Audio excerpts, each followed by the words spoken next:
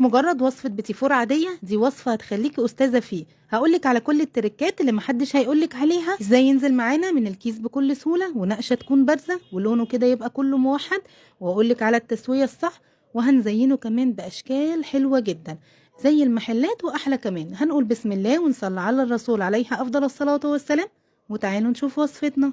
معانا 800 جرام من الزبدة تكون بدرجة حرارة المطبخ، حوالي 4 كوبايات من الزبدة، تكون الزبدة لينة بالشكل ده عشان ينزل معانا بكل سهولة من الكيس. ازاي نخليها لينة كده؟ نشغل الفرن 5 دقايق ونطفي الفرن وندخلها كده الفرن كده حوالي 5 دقايق، مش اكتر من كده، او ندخلها الميكرويف برضو مش كتير يعني عشان ما تفصلش معانا، يا دوب بس تبقى لينة كده معانا. بعد كده هنضيف عليها 200 جرام من السكر البودر، بالكوب كوباية وتلت من السكر البودر، اللي هما 200 جرام من السكر البودر. هنضربهم بالمضرب الكهربي او في العجان المتوفر عندك، المهم ان احنا عايزين نضربهم كويس جدا لحد ما الزبده والسكر يبقوا بالقوام ده واللون ده. لو ما بقاش معاكي وصل معاكي للمرحله دي، اعرفي ان هو هينزل بصعوبه جدا معاكي في الكيس. معانا بقى 3 بيضات، هنضيف عليهم ظرفين فانيليا، وهننزل ببيضه بيضه تختفي، ننزل بالبيضه اللي بعدها، وهكذا لحد ما نخلص ال3 بيضات. هنضربهم كويس جدا. شايفين بقى القوام عامل ازاي؟ قوام كريمي جدا، شبه كده الكريم شانتيه شويه. بعد كده معانا كيلو من الدقيق، وضروري ان الدقيق بتاعنا دقيق فاخر متعدد الاستخدام، يكون دقيق نوع كويس علشان يطلع معانا البيتي فور حلو. هننخله كويس جدا، وبعد كده هننزل على الدقيق بالسمنه والسكر والبيض اللي خفقناه، وهنعجنه لحد ما الدقيق بس يختفي معانا، مش اكتر من كده.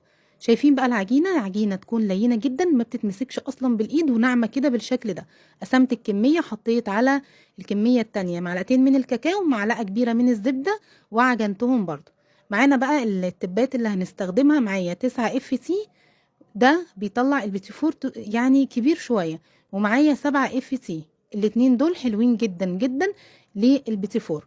برضو ال6 اف سي برضو هيطلع معاكي البيتي فورايه حلوه جدا. معايا الكيسين، كيس المشمع ده وكيس اللي هو القماش، انا بحب الاتنين، بس بحب جدا اشتغل بالكيس البلاستيك. هدخله كده وبفضل اقص، المهم ان انا عايزه السنون بس هي اللي باينه، مش اكتر من كده، السنون فقط لا غير اللي باينه من الكيس. رقم التبات بقى 6 اف سي، 7 اف سي، 9 اف سي، كل دول هيطلعوا لك بيتي فورايه نفس الشكل، بس الحجم بس اللي بيختلف، البيتي فور بيبقى كبير شويه او صغير شويه. شكلت بقى كل الكميه بكل سهوله جدا. والصاج اللي انا عاملاه بالشوكليت بحط فيه واحده بالفانيليا كده علشان اعرف التسويه الصح. بصوا بقى انا بشكله ازاي.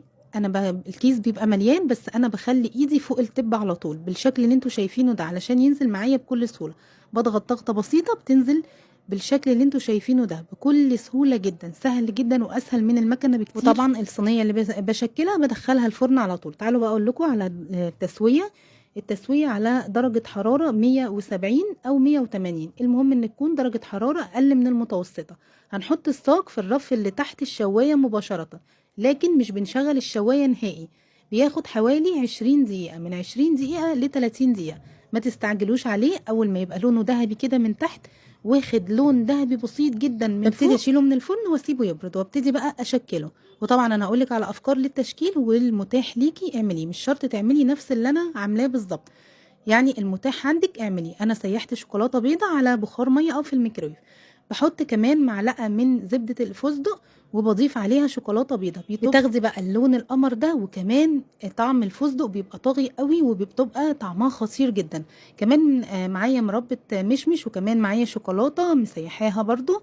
هبتدي بقى اشكل، وطبعا التشكيل والتزيين ده حسب المتوفر عندك، انا بديكي افكار والمتوفر عندك اعملي. معايا برضو ورق الدهب ده بيدي شكل حلو جدا، ده ورق دهب قابل للاكل، بيدي شياكه كده للبيتي فورايه، فحطيت برضو كده وزينت منه. انا اديتك الافكار والمتوفر عندك اعمليه، واللي تحبيه اعمليه. كلنا ستات بيوت شاطره ونعرف نبدع احسن كمان من المحلات. شايفين بقى الجمال بذمتكم ده مش كانه من محل بالظبط، واحلى كمان. عايزه البيتي فور بتاعك يطلع ناجح جدا، اوزني المقادير بتاعتك. لما توزني المقادير بتاعتك بالذات في شغل النواعم ده، هتطلع الحاجه معاكي مظبوطه. ما تنسوش بقى اللايك والمتابعه، لان الفيديوهات دي بجد متعبه جدا جدا في التصوير والمونتاج. جربوه، متاكده هيعجبكم جدا. ما تنسوش اللايك والمتابعه لو عجبكم الفيديو.